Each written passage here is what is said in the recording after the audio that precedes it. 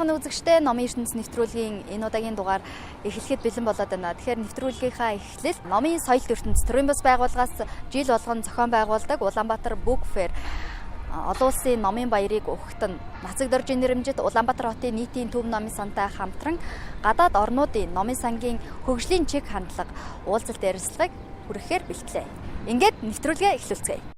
Номын сангаас хоногоор ном авч уншихын тулд яах ёстой вэ? Та номын сангийн уншигчаар бүртгүүлсэн байх. Тавиураас авах номоо сонгосон байх. Иргэний үнэлгээ авчирсан байх. Өгдөх үйлчилгээний хэсэг дэх компьютерт өөрийн уншигчийн фото уншуулсан байх.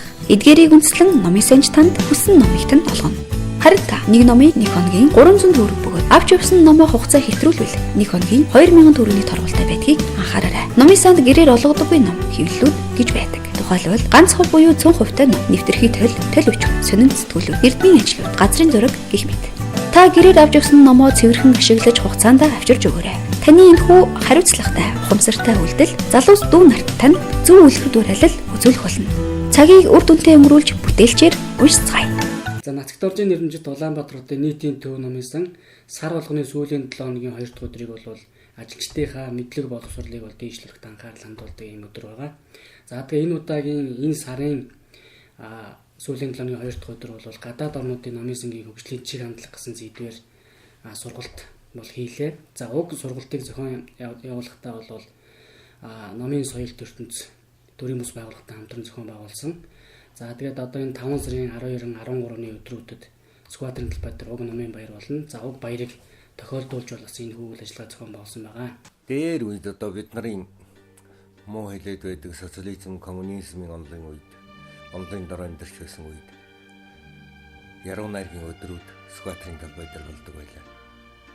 Яруу найргийн өдрүүд болсон тэр цаг хугацааны уншсан шүлгүүд, бичсэн шүлгүүдээр ном гаргадаг байсан. Яруу найргийн өдөр гэсэн ном гаргадаг.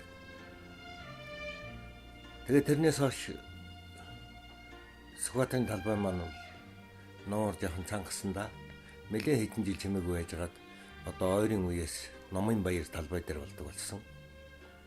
Улсынхаа төвд, хүмүүсийн анхаарлын төвд, хүмүүсийн хамгийн хайрладаг газар ном дэлгэж ийн гэдэг бол их том буйны үйлс. Тийм болохоор хуучин, шин их олон ном цугладаг юм байлээ. Номын баяр дээр. Тэгэхээр энэ жилийн баяр гэсэн тийм дэлгэр номоор давалгаасан их баяр болоосаа гэж бодож байна. Уг үйл ажиллагаан дээр за Өмнөд Австралийн их сургуулийг одоо номын сангийн менежментийн чиглэлээр магистрийн зэрэг хамгаалаад ирсэн Монголын үндэсний номын сангийн маркетинг менежер Даваа Сүрэн маань бол ирж бид бүхэнд танилцуулга хийсэн байж байгаа. За тэгвэл Даваа Сүрэн маань одоо Австрали руу одоо сурахын тулд номын сангийн чиглэлээр сурахын тулд тухайн номын санч маань ямар шаардлага, ямар боломжууд, ямар одоо шаардлагуудыг хангасан байх ёстой гэдэг талаар манай номын санч нарт бол тодорхой сайхан мэдээлэл өглөө. За очсон хүмүүс маань одоо юуг анхаарах ёстой, Австрали улс маань өөрөө ямар онцлогтой гэх мэтлэнгийн зүйлүүдийг бол бид бүхэнд бас номын санчт маань бас ярьж өглөө. За тэгээд одоо бид бүхэн цаашдаа яах ёстой, дэлхийн номын сангуудын чиг хандлага хаашаа явчаад байгаа юм. За тэгээд бид бүхэн яах ёстой, хамтарч ажиллах ёстой гэх мэтлэнгийн одоо маш олон тийм өргөн зар хүрээтэй мэдээлэл бас бид бүхэнд өглөө. Хамгийн нэгний зорилго бодож байгаа зүйл нь номын сангуудын хоорондын харилцаа болохгүй тий. Хоорондоо нэгдэж нийлээд бодлогоо тодорхойлдог. Манай салбарт бол ингээд хэрэгжүүлэх юм бол маш их байна л да. Өчтөрхөн хөтөлбөрийн хайрлах гэжтэй яриад байжсэн. Одоо англиас ингээд юмнууд орчуулад монгол хэл дээр дамжуулах гэхээр тэр нэр томьёогийн монгол дээр яг яаж оновчтой болох вэ гэдэг асуудал хамгийн түрүүнд тулгарч байгаа байхгүй. Тэгэхээр хамгийн ихэнд тэр нэр томьёогоо тэгцлэх гэдэг юм уу? Яг мэрэгчлэлтэй нь байна. Энэ мэрэгжлийнхаа гол юмнууд дээр хамтарч ажиллах бас нэг юу гэдэг нэгдсэн нэг шийдэл тэр нь л маш чухал байна да. За тэгээд дараагийн оролцогч маань бол одоо Монгол улсын соёлын гавь зүтгэлтэн цогт баяр гуайрж бас бид бүхэнд яриа хийж өглөө. За тэгээд цогт баяргаа бол бид хэсэг нөхдийнхээ хамтаар бол арт аяллагдаг аяллыг бол санаачлаад за гадаад дотоодын маш олон улс орноор бол явж Монголын түүх соёлтой холбоотой хэвлэлийн бүтээгдэхүүнүүдийг бол цуглуулж авчирж Монголдо бол одоо судалгааны эргэлтэнд бол оруулж байгаа юм байна. За тэгэхээр номын санч гэдэг хүн бол одоо хэвлэлийн бүтээгдэхүүнүүд, ном, пянз өөр юу гэдэг те түүхэн сурвалжууд тэдгээр зүйлүүд аль номын санд хаана байгаа гэдгийг бол зайлшгүй мэдж байх ёстой. Мэдээллийн зууршлагч хүмүүс байх ёстой. Тэгэхээр одоо жишээлх юм бол одоо цогт 2 гой бас авчирсан нэг одоо шалтгаан болвол за номын сан хүн болвол энэ төвшөнд байх ёстой маа. Бараг номын сан чинь хийх ёстой ажлыг одоо энэ ном сонирхогчдод хийгээд байгаа юм биш үү гэдэг үүднээс болж номын санчтай бас жоохон жишээ аваасаа гэдэг үүднээс бол мань хүнийг бас өөрч авчирсан байж байгаа. Хятад байна, Солонгос байна, Орос байна, Японд байна. Эдгээр залуус эрдэмийн ажлынхаа хажуугаар юу хийж байна гэхээр яг эдгээр орнууд байгаа Монголын холбогдлолтой дурсгалуудыг нарийн бүрдүүлж байгаа. Одоо Санкт-Петербургт байсан нэг архан ганыг залуу байсан гатарж өгөх бас эрдэмийн ажиллаар явуулсан. Тэр залуу нэлээд хэдэн дэвтэр маш нарийн юунууд чагсаалт гаргаж суулжсэн. Тэгээ тэр нь бол нөгөө дараагийн эрдэмтний судлаачид маш хамаа. Яг одоо Санктын тэр дорн техникийн судлалын хүрээлэнгийн тэр архив ямар тавьяагт ямар Монголын тухай ариутай шууд хэрэн чагсаалтаар гараад тийм боломжтой. Хүн очиод цаг алдаж хайхгүйгээр тийм гарын авалгад бас бэлдээд байгаа. Тэгээд нэг утгаар яг адал явдалтайгаар нэрлэх юм бол энэ нөгөө соёлын тагнуул гэж хэлж байна. Их гоёор нэрлэх юм бол. За тэгээд цогт 2 гоо бол одоо энэ хүү уулзалтаар бол бид бүхэнд орчин үеийн номын сангууд маань одоо номын сангууд маань техник технологид дэвшсэн байж байгаад ямар чиглэлээр яаж ажиллавал бас зүү зохистой байх юм бэ гэдэг талаар бас маш сонирхолтой мэдээлэл бол бас өглөө. Хүн эрүүл үйлчлэн ном унших гэх хүн эрүүл нэг оюутан эрүүл. Зүгээр номыг унш гэж одоо хүмүүст хэлэх юм уу? Ном унших юм ямар ач холбогдолтой юм гэдгийг хүмүүст ойлгуул. Тань мэдэх юм ч юм уу, сурчлах ч юм уу. Тим юмд илүү их тэрнээсээ илүү анхаарах хэрэгтэй юм шиг. Яагаад гэвэл номтой өөрсдөх хэмжээний форматууд гарч ирж байгаа шүү дээ. Одоо электрон номч гэх юм уу, интернет, телевиз, интернет салбарч хөгжөөд сатаарч эхэлж шүү дээ. Хүүхдүүд ялангуяа. Тийм болохоор эргээд тэрний эсрэг баланс барихад одоо юу хийх хэрэгтэй бодлого хэрэгтэй юм шиг байна. Яагаад гэвэл та нарын цалиа аваад ч юм уу хоолоо олоод энэ төрлөө суралцаад соёлын сургууль байдаг тийм номын санч юм гэж мэрэгшээд ингээд бүх насны чинь амьдрал болсон энэ мэрэгшил чинь одоо магадгүй сүүлийн 10 жил ч юм уу ингээд өөрчлөлтөнд орж шүү дээ одоо уншигчтэй. За би бол одоо номын санч хийж юм гэхээр оюутнууд хийдэг баг, сурах мэдхийн талаар за эрдэмтэн мэрэг зөвхөн баг. За өөр нөгөө масс ингэж нөгөө номын санч сууч ном уншина гэдэг дадал нь ер нь мартсан байна. Би өөрөөр хэлшихэд хүүхд байхдаа уншдаг байсан. Одоо бол яг л хинч над тэр сэтгэлийг төрүүлэхгүй. Магадгүй би олдохгүй, уншихгүй ховор байгаа номнуудыг би энд суугаад уншчих юм шиг байгаа гэдэг сэтгэлийг төрүүлэв. Facebook дээр жишээлбэл номын аюул болон групп байдаг та. Тэр донд хүмүүсийн хооронд байдаг нэгэлт бол номоо сольж уншия. Ховор ном байна уу?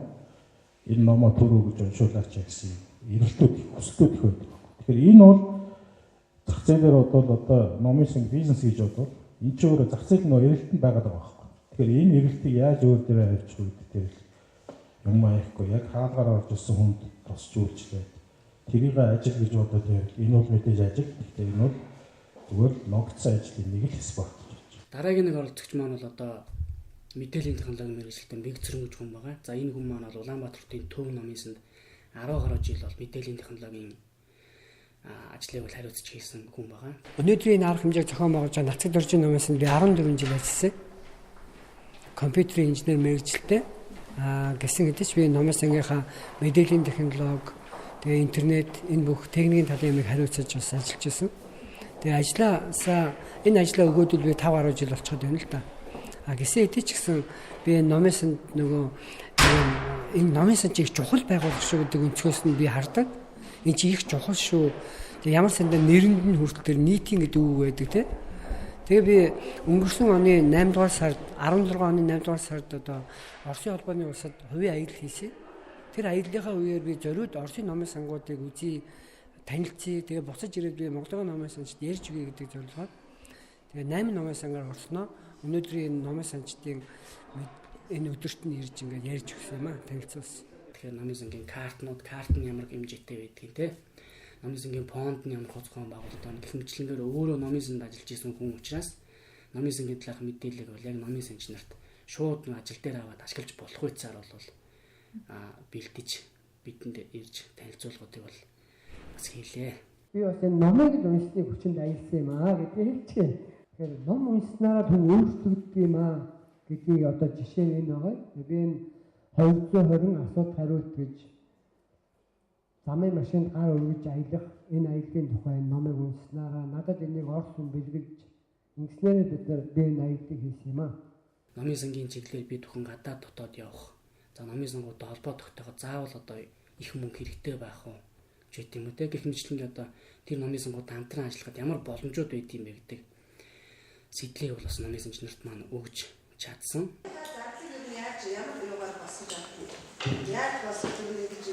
Аяллууд хэдэн алхмаас эхлэх вэ? Нэг л алхмаас эхэлнэ. Тэгэхээр аялын зардлын хувьд бол би тань шууд мөнгөнд үг хэлье. Та 500 мянган төгрөгтөөр үүрэгчээ өрөөд харчих. Та Новосибирск ороод буцаад түрээд ирнэ. Магадгүй танд Баян онгорт ирэхэд чинь Монгол төгрөг үлдчихсэн байна. Та тэргээр нь Баян онгороос тэр гой дарахч дээрээ. Ийм л байна гэж. За тэгэхээр гадны одоо жишээлх юм бол Бэг Зүрэнгийн ярьсан бид бүхэн танилцуулсан ярилцлагаас үзэхэд бол номын санч нар маань мэдээж гадаад явах гэж байвал тухайн орон нутаг улс орныхоо номын сангуудыг эхлээд бол маш сайн судалсан. Тухайн орон нутгийн номын сангуудтай урьдчилан тохирдсон туршлагаа солилцдог. За тэгээд би тийш очих гэж өгдөг мэдээллийг өгдөг тиймэрхүү маягаар бас явал илүү үрдэнтэй байдгаа гэсэн өөрийнхөө туршлагаас бол бид бүхэнд ярьж байсан. Манай Монголын номын сан дэлхийн номын сангийн жишээт одоо хүрэхэд хэр ойрхон байна. Монгол улсад энэ номын сангийн хууль их батлагдаад 1-2 жил болж байгаа шүү дээ. Номын сангийн тухай хууль гэж. Тэгэхээр энэ хуулиач бодсон Монголд одоо номын сан шинэ байна гэж би хэлэх гээд байна.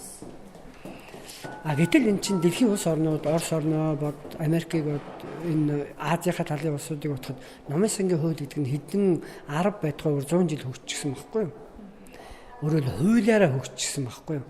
Тэгэхээр Монгол улсад бол энэ шин салбар гэж баг хэлэхээр болохоор болчиход байгаа. Өмнө номын сангуудад ингээд насаараа 40 жил, 50 жил ажилласан номын сангсаар байгаа л да. Би тэр хүмүүсийн ажил хөдөлмөрийг юу гэж хэлмээр вэ гэхээр та нар бол өнөөдрийн номын сан гэдэг энэ номын сангийн барилга байшин, фонд энэ бүх юмыг за өнөөдөр ингээ шинээр хөгжөөрэй гэж гэддэг энэ цэг болтон авчирсан хүмүүс аахгүй юу. Харин энэ өдрөөс хойш энэ номын сан гэдгийг өөр өнцгөр тэр хуулиндаа юу тусгагдсан тэр өнцгөр нь харж ажиллах цаг нь болчиход байгаа. Магадгүй тэр хууль бол монголчуудын бодож олсон хууль биш. Тэр бол дэлхийн олон орны хуулиуд дээр судалгаа хийж гарсан хууль учраас тэр үндслийг нь олж хараад дахин шинэ өөр нүдээр харж би номын сангуудаа хөгжлийн дараагийнхаа шүт рүү ороосоо гэж бодож өнөөдрийнхөө бас танилцуулгыг хийсэн байхгүй юу. Тэгээ биднэрт маш өөр өгөөжтэй санаа оноо авахар тийм гоё ярилцлага зохион байгууллаа. Тэгээ бид нар бас шинэлэг олон санаа агуулсан үйл ажиллагаанд мэдж аваад бас ингээд цааш нь бас ажил амьдралдаа хэрэгжүүлэе гэсэн тийм бодол зорилготой байна.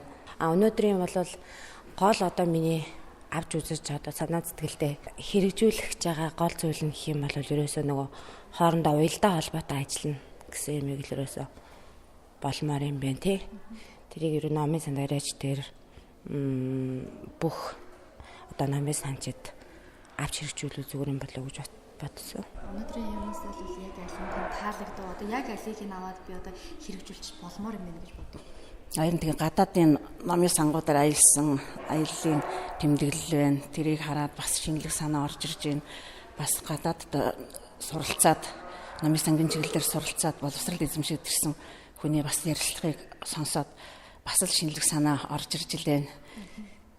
Тэгээ шог зураач тэр хин цогтойрын ярьснаар бас өөрөө бас хувийн номын сантаа ном бол соёлын өвийг хамгаалах үнэт зүйл учраас бас номыг яаж хайрлаж хамгаалах, номыг яаж эрхэм дээдлэх талаар бас л хөөхд залуучууд болон уншигчид бид бүхэн дээрээс санууштай маш сайхан үнэт зөвлөгөө өгсөнд одоо бас талархаж барахгүй байна.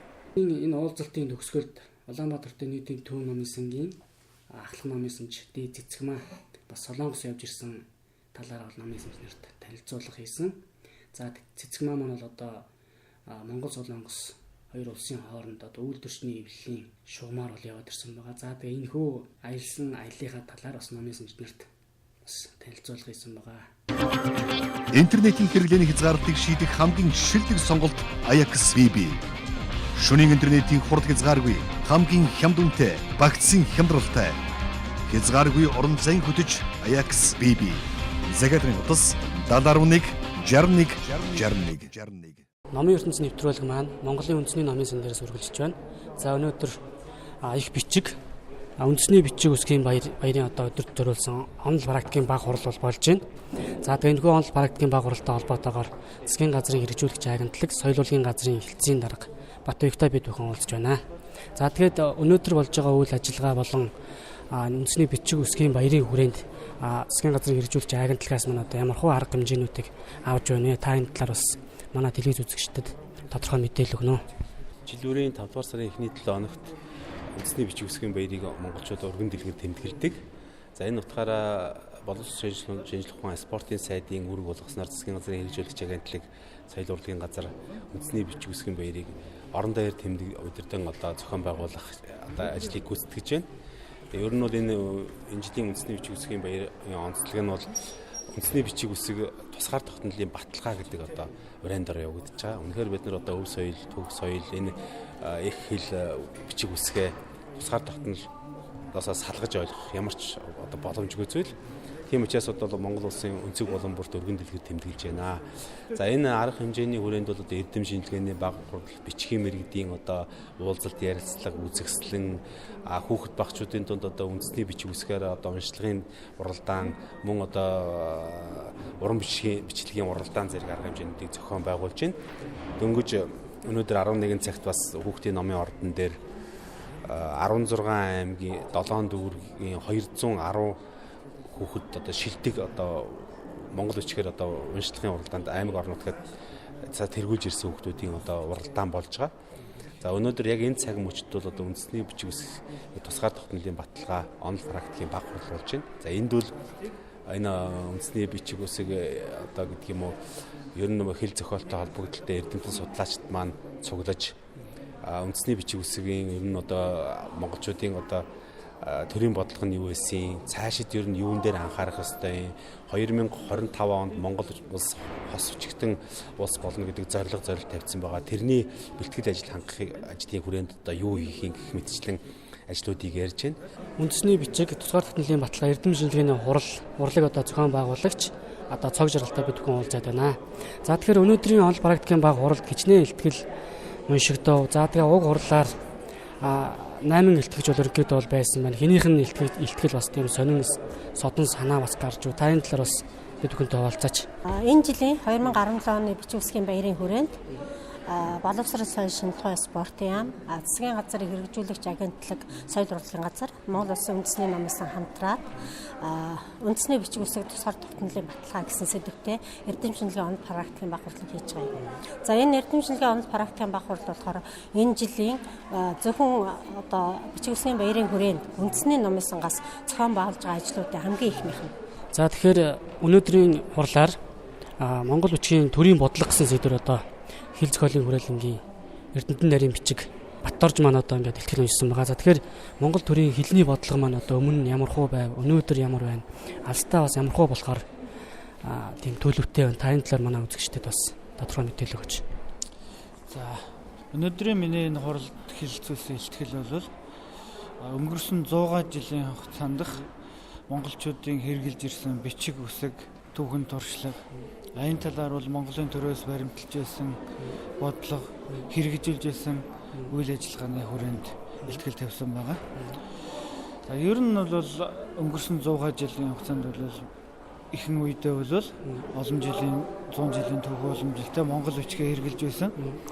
Тэр тухайн үед бол монгол бичгийн хэрэглээг нэмэгдүүлэх, олон нийт Монголын ард түмний бичгийн боловсролыг дээшлүүлэх, өргөн хүртээмжтэй болгох талаар бол тодорхой бодлогоор хөндлөж ажлуудыг хийж исэн. Эрдэмтдийн онд практикийн баг хурал болохоор энэ жилийн ерөөсөн бичиг үсгийн баяр маань энэ яг одоо бидний өнөөдрийн явуулж байгаа эрдэмтдийн онд практикийн багын хурлын ураатай ижил үндэсний бичиг үсэг тусаар тогтлын баталгаа муу гэсэн ураатай яг энэ ураагаа одоо бид нар сэдвэн болгоод эрдэмтдийн хавралыг хийж байгаа. За энэ эрдэмтдийн хурал бол түрүүнд өөрөө хэлсэн 8 ихтгэл тавигдж байгаа. За энэ 8 ихтгэлээс бол шинэ тухайн академийн хэл зохиолын хүрээлэнгийн 2 ихтгэл байж байна. Монгол Улсын их сургуулийн хэл шинжилгээний техникийн ихтгэл байж байна. Мөн боловсролын их сургуулийн 2 ихтгэл байж байна. За түүнээс гадна Чойл усан жавын нэрмжит хэл иргэншлийн дээд сургуулиас захирлан мөн оюутан 2 тавигдж байгаа. За бас мөн Монголын үндэсний ороотой телевизээс одоо бас ихтгэл байгаа. Энэ ихтгэл бас сонирн байх болно гэж бодож байгаа. Бусад ихтгэлүүдийн яхаа хувьд гэж үзэх юм да. Яг нөгөө видео бичлэг голцоо ерөөсөө үндэсний араатай телевизээс энэ бичиг үсгтэй холбоотой ямар нэвтрүүлэг хийж үлсээ.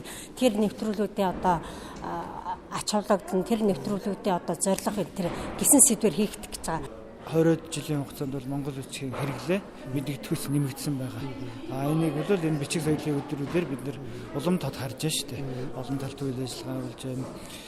Гудамж талбайд Монгол бичгээр бичсэн хаяг сурталчилгаа бас тодорхой хэмжээгээр нэмэгдэж байна. Цаашдаа бол яах вэ гэдэг дээр бол нэгэнд хэвшиж тогтсон бүх нийтийн хэрэглээ болсон Кирилл Монгол үсэг, үндэсний Монгол бичиг хоёроо ижил тэгш авч явъя гэдэг. Аль алиугаар нь амин хувийн болоод төрийн албан ажиллаа аль алиугаар нь ижил тэгш хөтлөё гэдэг тийм төрийн бодлого хууль эрх зүйн орчин хүртсэн байгаа. Одоо бол бид нэр үүнийг биелүүлэхийн төлөө санаачлагтай идэвхтэй ажиллах хэрэгтэй байгаа. Ер нь бол ажиллаж байгаа ажлаа бол улам сайжруулах хэрэгтэй гэж бодож байна. Нэг ихтгэл дотроос би зүгээр онцлоод нэг ихтгэл дотор одоо үнэхээр бахархмаач гэдэг юм уу бичиг үсгээр бахархмаач гэдэг юм нэг үг гарч ирсэн. Чойл ловсон жавын нэрмжит хэл иргэншлийн дээд сургуулийн захирал саян багшийн ихтгэл дотор Монгол бичиг бол сэтгүүн бичиг юмаа гэдгийг хэлэхэд нь энэ бол маш таатаагаар үнэхээр багшид ч гэсэн өөрт нь айгүй баярлсан гэж байгаа. Энэ яг унган Монгол бичгээр нэгдүгээр эхлээс ангиасан амлж авсан хүүхэд Кирилл үсгээр амлж авсан хүүхдүүд дотор бол ерөөсөө энэ Монгол бичгээр амлж эхэлж сурж байгаа хүүхдүүдээ сэтгэхгүй одоо дөрвтийн алгоритмын дөрвтийн юугаар сэтгэлгээгээр ингэж хөгжиж байна гэд нэг багш хэлсэн гэсэн. Энэ бол үнэхээр амьдрал дээр тэр хичээл зааж байгаа багшид мэдрэгдэж байгаа. Ийм л одоо шинэ ухааны үндсэлтэй л дүгнэлт болоо гэж бодож байгаа. Тэгээ энэ нэг бол одоо Монгол бичиг бол сэтгэхгүй бичиг юм аа гэдгийг онцолж хэлмээр байна. Баярлалаа. За ер нь бол энэ жилээс төрийн албаны шалгалтанд хүртэл одоо Монгол бичгээр одоо шалгалт авдаг энэ одоо зохицуулт орсон. За энэ мэдчлэн монголчууд маань үндэсний бичиг үсгээ одоо хэрэглэх, өдөр тутмын хэрэглээ болох зөвхөн нэг баяр ёслол гэдэг юм уу байдлаар тэмдэглэн өнгөрүүлдэг биш. Тэр тал руу одоо анхаарлаа хандуулж ажиллах нь зүйтэй гэдэг юмыг бол энэ дундаас бид нар харж байна. Засгийн газрын хэрэгжүүлэгч агентлаг соёл урлагийн газар бол энэ дээр зөвхөн одоо энэ хэл бичиг боловсролын нэг хэсэг биш. Энэ бол одоо соёл учраас соёлын байгууллагуудын үүрэг оролцоо энд одоо итгэлийн урайлах тэр тал руу нэлээд анхаарлаа хандуулж ажиллана гэж бодож байгаа. За мөн одоо хот төлөвлөлт гэдэг юм уу одоо барилга архитектурын завгар дизайн, үндэсний хэв маягтай байх, дээрээс нь одоо хаяг тийм ээ. Тэр тусмаа төрийн байгууллагуудын хаяг гэдэг юм уу энэ одоо үндэсний бичиг үсгээрээ хаяглагдсан байх тухай асуудал руу анхаарлаа хандуулах. Мөн одоо сүүлийн орчин үеийн даяаршиж байгаа нийгэмд хүүхэд багчууд маань мэдээллийн 900-д олон нийтийн сүлжээн дээр идэвхтэй байдаг.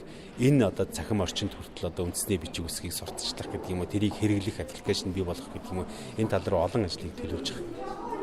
Номын сангаас хоногоор ном авч уншихын тулд яах ёстой вэ? Та номын сангийн уншигчаар бүртгүүлсэн байх. Тавиураас авах номоо сонгосон байх. Иргэний үнэлгээ авчирсан байх. Өгдөх үйлчилгээний хэсэг дэх компьютерт өөрийн уншигчийн кодоо уншуулсан байх. Эдгээрийг үндэслэн номын санж танд хүссэн номыг тань олгоно.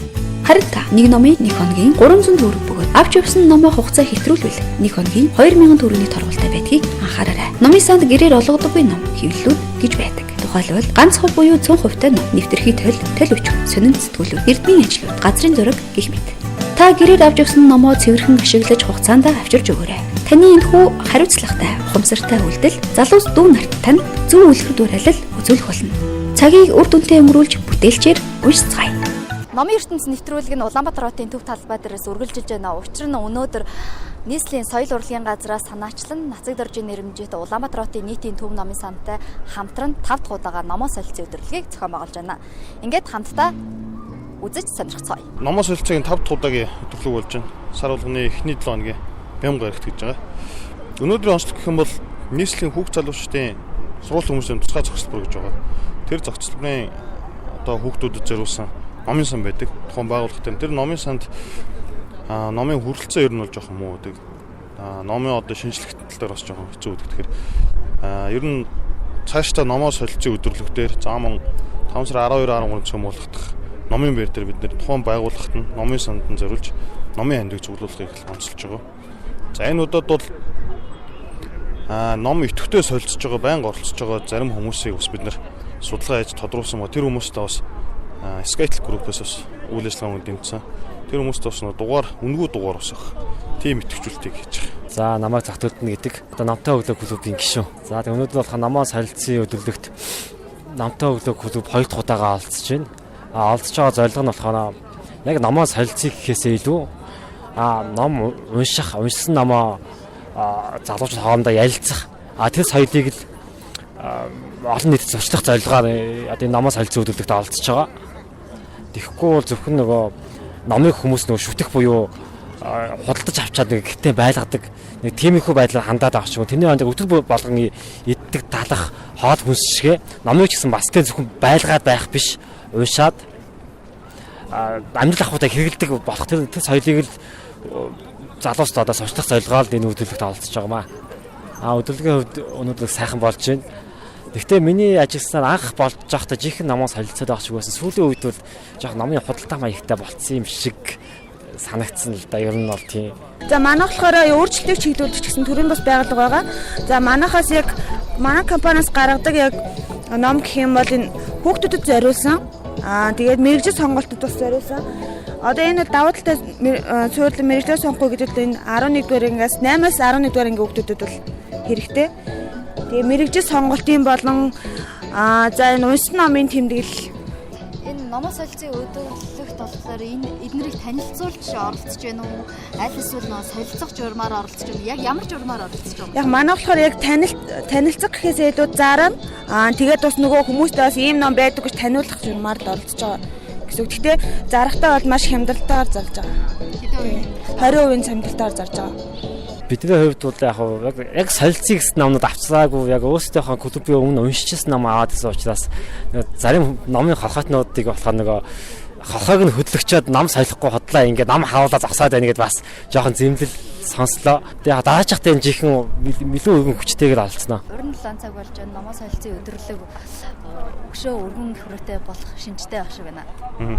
Ер нь бол яг хуу эхний сараас эхлээд хүмүүс нэмэгдээл байна л та. Ингээд байнга ирж гэн хүмүүс ирж гэн бие биендээ мэдээлэл өгч гэн. Ерөөдөө бол нэг бидний тооцоогоор сард 300-аас 400 орчим хүн ирээд байгаа. Энэ удаагт бол нэмэгдэх байх гэж бодож байна.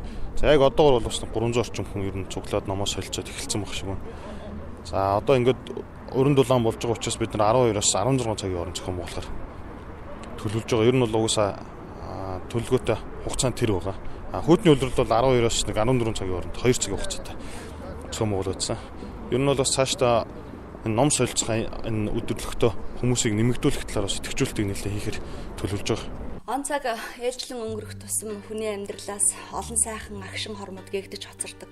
Гагцгүй номтой хамт үлдээсэн, номонд зориулсан цаг хугацаа хүнд аз жаргал, гэрэл гэгээ баяр баясгалан бэлэглэж эргэж ирдэг. Номын ертөнцийнхний гайхамшигтай цугларалт хөөр баяр болдог 5 дугаар сарын 12, 13-ны өдрүүдэд Сүхбаатарын талбайд бүгдээрээ уулзцгаая. Энд аз жаргалыг мэдэрч, оюун ухааны гайхамшгийг таньж, өөрсдийнхөө тархины цангааг тайлах, мэдлэгийн цангааг тайлах бүх боломж нөхцөл бүрдэн ном бүтээгчдэн, номын ертөнцийнхнөө уншигчдаа урьж байна.